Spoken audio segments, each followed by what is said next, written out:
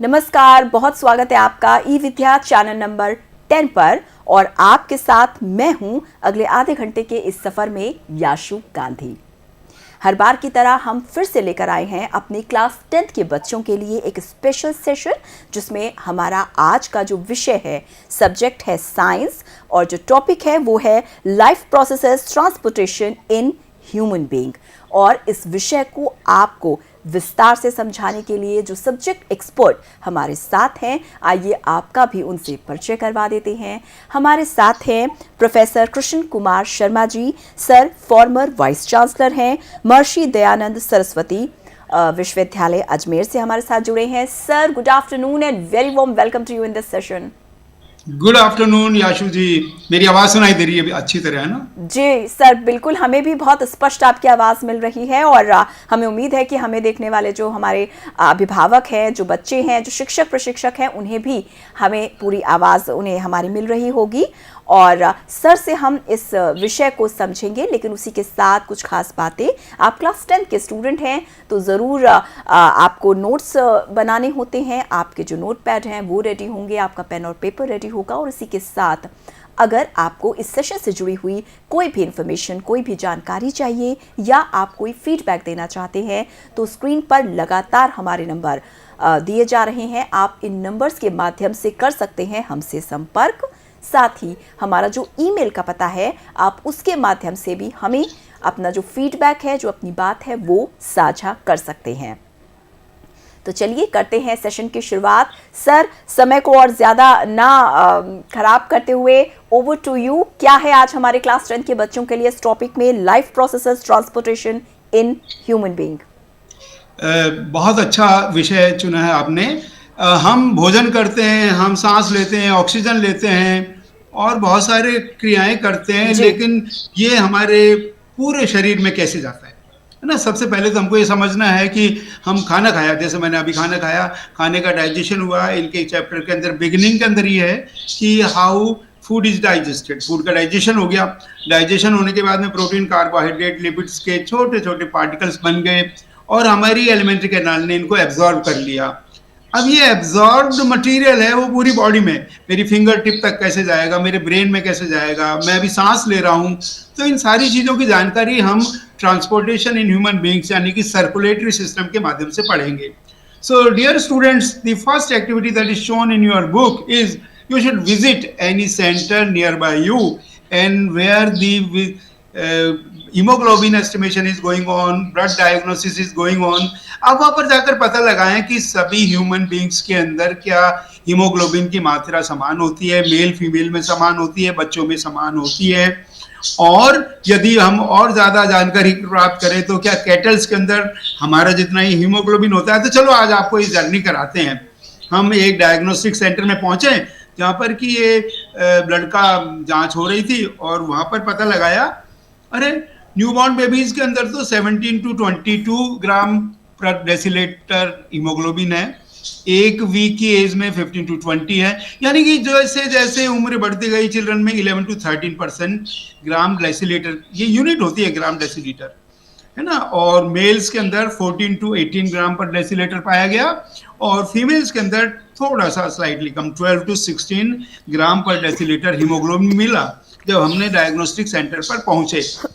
अब प्रेगनेंसी के अंदर कितना होता है, जब न्यू बॉर्न होता है उसके अंदर क्या होता है, अडल्ट मेल फीमेल के अंदर ये हीमोग्लोबिन है, जिससे हमारे शरीर का, हमारे रक्त का, हमारे ब्लड के अंदर जो रेड कलर दिखाई देता है Yashu ji, that is because of the haemoglobin. It has got the iron that gives the colour red. अब हमने जाकर एक वेटनरी हॉस्पिटल में पूछा कि भाई आपने बहुत सारे जानवरों का ब्लड लिया है, तो कैटल्स में किस तरह से होता है। बफेलो के अंदर 12.9 ग्राम पर डेसीलीटर, 100 ml डेसीलीटर कहलाता है, ये हीमोग्लोबिन होता है। घोड़े के अंदर 11.5 होता है, बकरी के अंदर 10.9 होता है, शीप के अंदर 14.4 होता है। तो ये डिफरेंट ऑर्गेनिजम्स के अंदर, डिफरेंट कैटल्स में, एनिमल्स में। हाँ जी, तो ये समझ में आया, ये जो मैंने बताया था हीमोग्लोबिन की मात्रा याशु जी? जी बिल्कुल सर।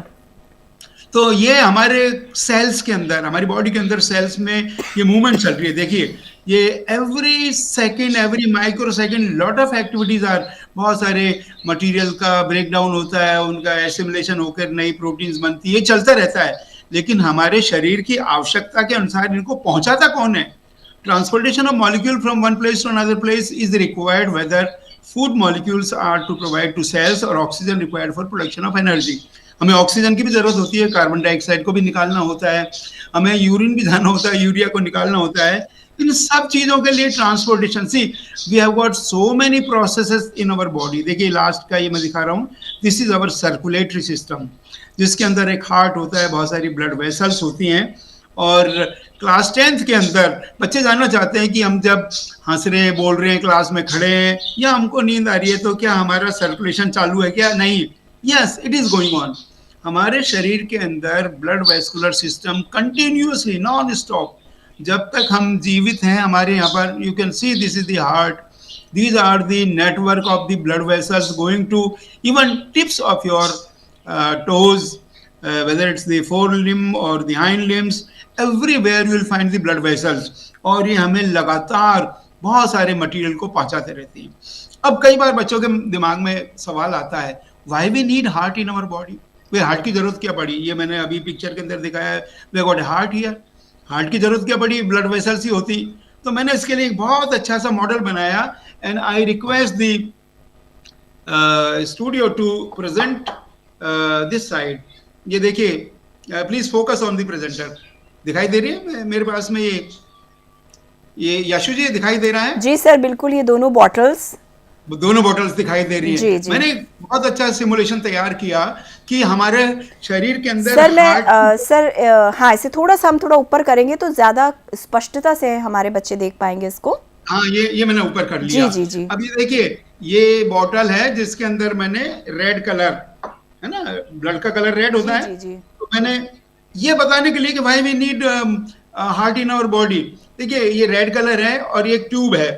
अब ये दिखाई दे रहा है, यदि मैं ये तीन मार्क्स दिखाई दे रहे हैं ब्लैक कलर के, इन मैंने अभी कुछ नहीं किया है। And if I want to flow the blood, I want to flow or push the fluid, ये नहीं जा रहा है। But when I push it, देखिए मैं इसको पुश कर रहा हूँ और पुश करते ही ये देखिए ये गया। आप दिख रहा है चलता हुआ? जी सर, है ना, बहुत क्लियर दिखाई दे रहा है। जी, तो जी। मैं थंब से इसको बोतल को पुश कर रहा हूँ। So we need a pump, है ना, ये पंप है, इसको पुश करके। और ये बच्चे इस तरह के बहुत सारे सिमुलेशंस डिजाइन कर सकते हैं, एक तरफ जो हार्ट का एक चैम्बर, दूसरी चैम्बर वगैरह। तो this is the reason why we need to have a heart in our body, because we'll have to push the blood to different parts of our body. अब pump required for the transportation, ये मैंने बता दिया। हमारे heart के 4 chambers होते हैं। देखिए जहाँ लेफ्ट और लेफ्ट ये लिखा रखा है, जब हम समझाते हैं तो the right side, when I am explaining on my laptop, it is the left atrium, left ventricle. इसी तरह से राइट एट्रियम और राइट वेंट्रिकल, ये समझना बहुत जरूरी है। देखिए फंडामेंटल्स यदि बच्चों को आ जाए, अब ये बुक के अंदर चित्र है इनकी, एनसीईआरटी की किताब के अंदर, तो मैं इनको बताने की कोशिश करता हूँ कि एक ये चैम्बर है, दूसरा चैम्बर ये है, तीसरा चैम्बर ये है, चौथा चैम्बर ये है। ऊपर के जो दोनों चैम्बर्स हैं इनको एट्रियम बोलते हैं और नीचे के चैम्बर्स को वेंट्रिकल्स बोलते हैं। जब भी हम सांस लेते हैं, सांस लेने के साथ में हमारे ब्लड का ऑक्सीजनेशन होता है, तो पल्मोनरी वेन्स, देखिए यहाँ रिवर्स होता है, normally veins are having the impure blood, pulmonary veins which are present in our lungs, they bring pure blood to our left atrium। ये समझना बहुत जरूरी है। और देखो ये एरो से दिखा रखा है बुक के अंदर। And now when there is this blood is going to the left ventricle, चले गया, ये वाल्व इसको कंट्रोल करते हैं। whenever there is a contraction of the ventricle, इसका contraction होता है ना, ये बिल्कुल contract होता है, then the blood goes to different part of the body through this aorta। देखो मैं ये बिल्कुल चला के दिखा रहा हूँ कर्सर से। and through this passage the blood goes to nearly all parts of our body। when the right atrium is relaxing, पूरी बॉडी से डिफरेंट वेन से ब्लड आके यहाँ पर डाल दिया जाता है। And when there is it is coming to the right ventricle, and when there is a contraction here, then the blood goes to the lungs. ये समझ में आ जाए तो बस पूरी सर्कुलेटरी सिस्टम, भले ही वो एमएससी की हो, चाहे बीएससी की हो, चाहे सेकेंडरी की हो, this is the basic concept and our student should clear the concept very clearly कि किस तरह से हमारा ब्लड, देखो ये इस तरह से आ रहा है, ये इस तरह से सारे शरीर को जा रहा है, यहाँ से कलेक्ट हो रहा है, कलेक्ट होकर नीचे राइट वेंट्रिकल में आया और ये ऑक्सीजनेशन के लिए चला गया. So dear students, you should know this process and ये बहुत अच्छा क्लियरली मैं आपको इसमें बता रहा हूँ कि हाउ दी, बहुत अच्छा ये एनिमेशन है. इस एनिमेशन के अंदर आप देखिए internal structure of the heart. ये देखिए हार्ट कैसे ये ब्लड आ रहा है कि ब्लड जा रहा है ना. ये यहाँ से ब्लड आया, अपने ऑक्सीजनेशन होकर पूरी different parts of the body के अंदर जा रहा है. ये डिफरेंट पार्ट्स ऑफ बॉडी से देखिए ये ब्लू कलर जो दिखाई दे रहा है, the blood is coming here and it is going for the oxygenation to lungs. देखो ये लंग्स में जा रहा है. बहुत अच्छा ये एनिमेशन था जिसके जरिए से हम, और ये दीज आर दी वाल्व्स हमारे लेफ्ट एंड राइट दोनों साइड के अंदर जब ब्लड का फ्लो एट्रियम से वेंट्रिकल होता है ना, तो ये वाल्व्स के द्वारा कंट्रोल होता है जिससे कि मिक्सिंग ना हो. See the main thing is we should understand one thing. This is a picture I have taken from the NCERT book. ये देखो लंग्स दिखाई दे रहे हैं हमारे. लंग्स को डायग्रामेटिकल रिप्रेजेंटेशन है. लंग्स की कैपिलरीज के अंदर when the blood is going for the oxygenation, देखिए ये है ना नीला दिखाई दे रहा है. यहाँ पर जैसे ही ऑक्सीजन के कॉन्टेक्ट में लंग्स में आता है तो दिस गेट्स ऑक्सीजनेटेड, जिसको रेड कलर से दिखाया हुआ है. Now this red colour blood is coming collected here in the ventricles, in the left ventricle. और यहाँ से जब भी ये कॉन्ट्रैक्ट होगा, जो अभी मैंने कॉन्ट्रैक्शन दिखाया, ये ऑल्ट्रा के थ्रू हमारे पूरे बॉडी में चले जाता है. अच्छा, जब बॉडी में गए, जैसे मान ले मेरी फिंगर्स में गया, मेरे नोज में गया, यहाँ पर छोटी छोटी बारीक बारीक कैपिलरीज होती हैं. ये जब भी आर्टरीज हैं बाइफरकेट होती हैं, these are the small capillaries. और ये कैपिलरीज सिंगल वॉल होती है और इनके चारों तरफ हमारे सेल्स पाई जाती हैं. तो सेल्स के बीच में और कैपिलरीज के बीच में मटेरियल का एक्सचेंज होता है. That is very important to understand. And when the material is supplied and material has to be collected, like carbon dioxide has to be collected, some material which are toxic have to be collected, and this is coming in the artery, veins.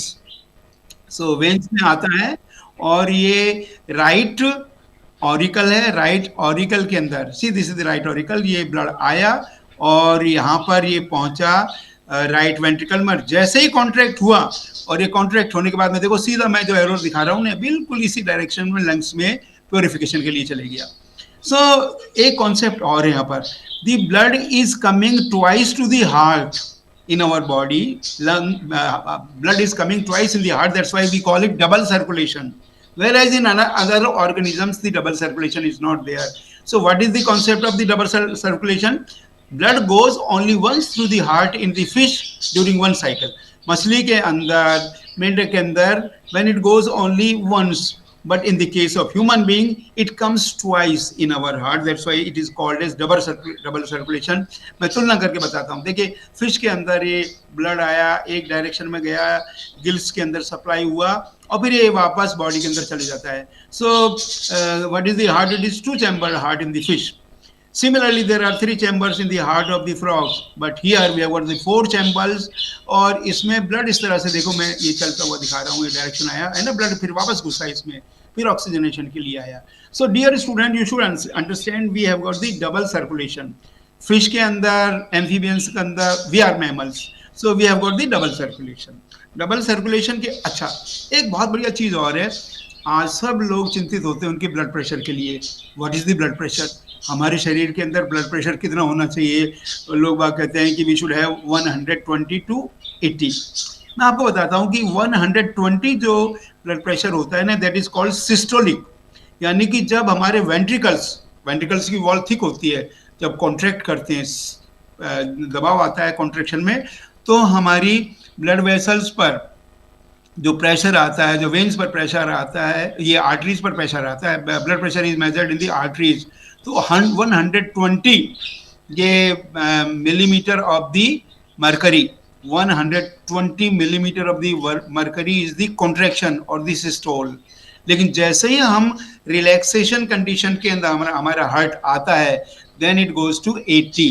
So 120 to 80, और एक machine होती है जिसको बोलते हैं sphygmomanometer. Sphygmomanometer is the machine जिसके द्वारा, या आपने भी देखा होगा कई बार, ये यहाँ से एयर ब्लो की जाती है ना, और इसके बाद में मेजर करते हैं, डॉक्टर साहब बैठे रहते हैं, अरे भाई तुम्हारा सिस्टोलिक प्रेशर 120 आ रहा है, you are very good in health, and diastolic pressure 80 आ रहा है। So this is one of the situation we should no.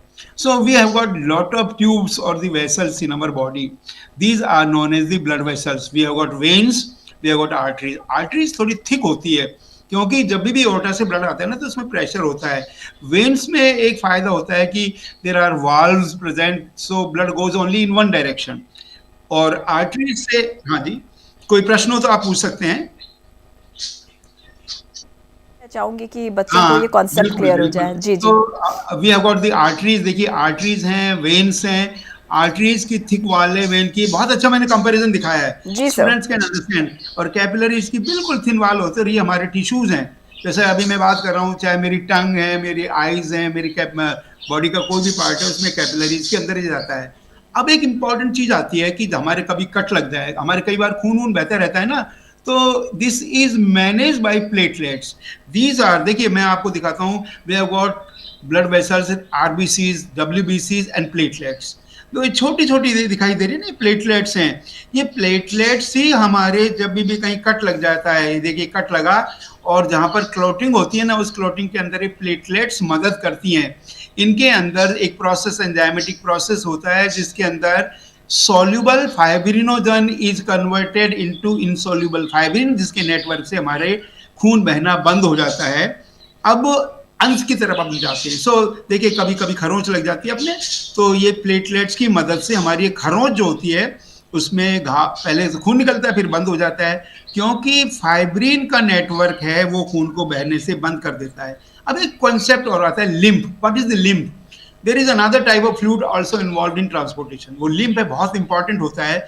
जब भी हमारी कैपिलरीज के अंदर से जब ब्लड लीक होकर आता है ना यहाँ से, तो बहुत सारा, क्योंकि सिंगल वाल होती है, कुछ प्लाज्मा, कुछ ब्लड कॉर्पसल्स वगैरह यहाँ पर आकर इकट्ठा हो जाता है, जिसको वेन्स के द्वारा कलेक्ट करके, और एक ये सिस्टम होता है, देखिए मैं बताऊं, लिम्फेटिक सिस्टम है.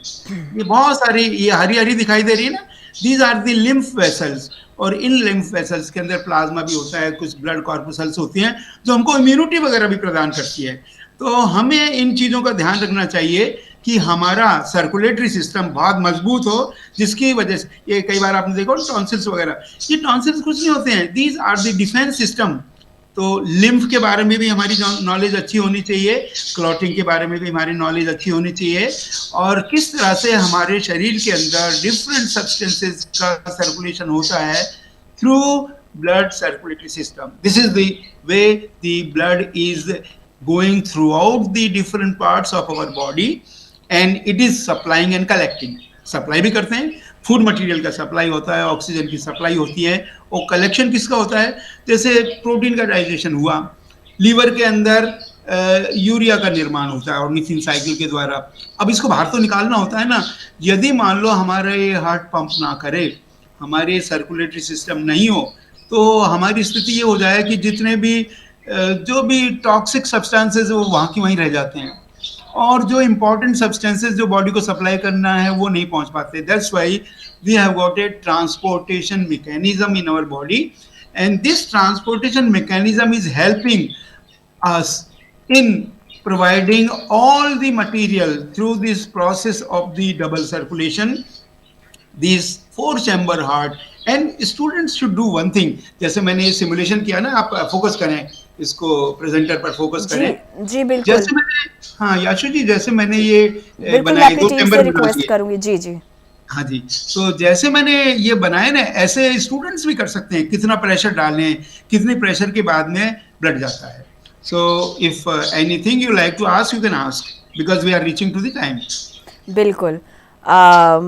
मुझे लगता है कि ये बहुत अच्छे से आपने एक्सप्लेन किया, बहुत अच्छे से डिमॉन्स्ट्रेट किया सर, कि किस तरीके से हमारा हार्ट का फंक्शन होता है, किस तरीके से इसमें डिफरेंट चैम्बर्स होते हैं। और मुझे पूरी उम्मीद है कि हमारे क्लास 10 के जो स्टूडेंट हैं उन्होंने न केवल इसको समझा होगा बल्कि इसके पॉइंट्स भी नोट किए होंगे, ताकि बोर्ड में आगे उनको जो पॉइंट्स है वो लिखने में बहुत मदद मिले। और इसी के साथ एक बार फिर से आपको बता दें कि क्लास 10 साइंस के life processes transportation in human being हमें समझा रहे थे महर्षि दयानंद सरस्वती विश्वविद्यालय से former vice chancellor professor Krishna Kumar Sharma ji. माफ कीजिएगा। इसी के साथ सर आपका बहुत बहुत धन्यवाद, आपने बहुत सिंप्लीफाई करके बच्चों को एक्सप्लेन किया। बहुत अच्छा, मैंने पूरी कोशिश की। और the take away message to the student is they should keep their all the body systems, the life processes very healthy so that we make a healthy India. बहुत बहुत धन्यवाद सर, बहुत बहुत धन्यवाद।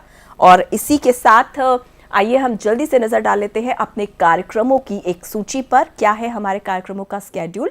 प्रातःकाल हम शुरुआत करते हैं अपने योगा के कार्यक्रम से, और योगा के कार्यक्रम के बाद 12 बजे का हमारा लाइव, और उसके बाद अब इसके बाद आप 5 बजे का हमारा सहयोग कार्यक्रम भी देखेंगे। 4 से 5 का हमारा स्पेशल ट्रेनिंग सेशन भी होता है। और आज चूंकि शुक्रवार है तो आज हमारा विशेष कार्यक्रम जो सत्र होता है नीपा का, वो भी 5:30 बजे से आप देख सकते हैं। और इसी के साथ एक खास जानकारी आप सभी के लिए, और वो है वर्ष 2024 और 25 के लिए अखिल भारतीय बाल शैक्षिक ई कंटेंट प्रतियोगिता की घोषणा हो चुकी है। यदि आप एक शिक्षक, शिक्षक प्रशिक्षक, छात्र या स्वतंत्र शैक्षिक ई कंटेंट निर्माता हैं तो आप प्रतियोगिता के लिए अपना सर्वश्रेष्ठ ई कंटेंट भेजने के लिए आमंत्रित हैं। अधिक जानकारी एवं प्रवेश फॉर्म के लिए आप हमारी यानी CIET की वेबसाइट www.cit.ncert.gov.in पर जाएं, या स्क्रीन पर जो आपको QR कोड दिखाया जा रहा है आप उसके माध्यम से भी वेबसाइट पर पहुंच सकते हैं, हमसे संपर्क कर सकते हैं। बस आपको ध्यान इतना रखना है कि आपकी जितनी भी प्रविष्टियां हैं उसको भेजने की जो अंतिम तिथि है वो है 31 दिसंबर 2024, तो इसका ध्यान जरूर रखें। और इसी के साथ अपना बहुत ख्याल रखें, और अभी के लिए इस सेशन में इतना ही। नमस्कार।